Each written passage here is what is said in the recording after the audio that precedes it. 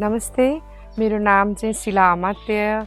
म यस पनौती कम्युनिटी होमस्टेको अध्यक्ष र यो पनौती कम्युनिटी होमस्टे चाहिँ विगत 15 वर्षदेखि चाहिँ रनिङ भइरहेको छ र बेसिकली यो होमस्टे खोल्नुको उद्देश्य भनेको 13औं शताब्दीमा बनेका हाम्रो घरहरू, मठ मन्दिरहरू छन् र बेसिकली वुमेनहरूलाई पनि कसरी इम्पावर गर्ने, उहाँहरू चाहिँ घरमै आफ्नै काममा आफ्नो बच्चाहरू हेर्ने अनि घर सरसफाइ गर्ने त्यसमा मात्रै सीमित भएको कारणले मलाई लाग्यो पनौतीलाई चाहिँ एउटा टुरिस्ट डेस्टिनेसन बनाएर यसलाई पनि आय आर्जनको रूपमा हामीले लिन सक्छौँ भनेर एउटा होमस्टेको परिकल्पना गरेँ र म एउटा सिङ्गल घरबाट स्टार्ट गरेर आज यहाँसम्म आउँदाखेरि चाहिँ 15वटा घरहरू चाहिँ को दिदीबहिनीहरू आबद्ध भइसक्नु भएको छ र मेन मोटो भनेको पनौती कम्युनिटी होमस्टेमा चाहिँ वुमेनहरूलाई अगाडि ल्याउने, उहाँहरूलाई सेल्फ डिपेन्ड हुन सिकाउने भन्ने उद्देश्य नै हो र पनौतीलाई चिनाउने पनि हो।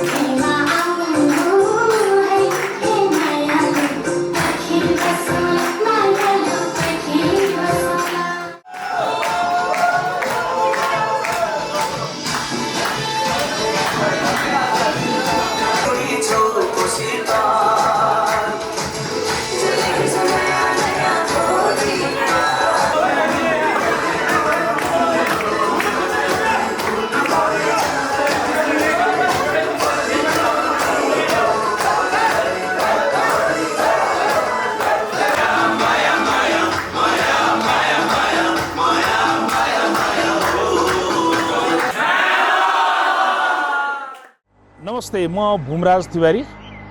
हामी चाहिँ पनौती सामुदायिक होमस्टेमा छौँ। म चाहिँ नेपाल पर्यटन बोर्डलाई प्रतिनिधित्व गरेर म्यानहन्टको यो 2026 को सिजनलाई लिएर नेपालकै पहिलो महिलाहरूले सञ्चालन गरेको होमस्टेमा आछौँ।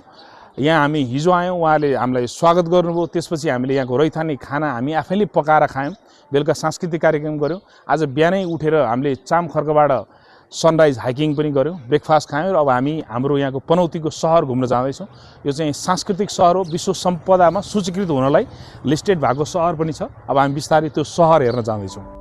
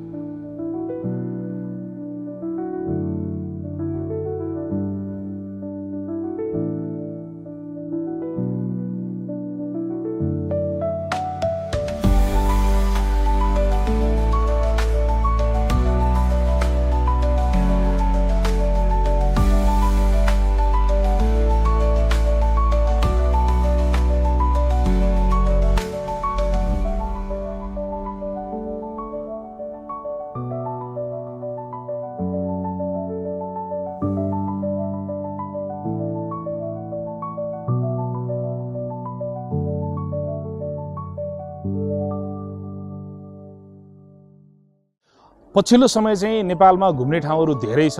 त्यो घुम्ने ठाउँहरूलाई चाहिँ हामीले डिजिटल माध्यमबाट चाहिँ प्रवर्धन गर्दैछौँ र त्यही सिलसिलामा चाहिँ यस्ता ठाउँहरूमा चाहिँ म्यान हन्ट जस्तो एकदमै यो राम्रो सिरिजको प्रतियोगिताहरूलाई ल्याएर यहाँ देखाइसकेपछि उहाँहरू मार्फत उहाँहरूलाई गुडविल एम्बेसडर बनाएर उहाँहरूले चाहिँ त्यो मार्फत त्यो पछि चाहिँ उहाँहरूले सामाजिक सञ्जालमा राख्नुहुन्छ यो ठाउँमा जान योग्य छ यहाँ कस्तो गर्नु उहाँहरूको अनुभवले चाहिँ अरू नेपालीहरूलाई पनि यहाँ जान उत्प्रेरित गर्छ भन्ने हिसाबले यस्ता गन्तव्यहरूलाई हामीले चाहिँ अझ प्रवर्धन गर्न जरुरी छ र त्यही सिलसिलामा हामी पनौती आइपुगेका छौँ।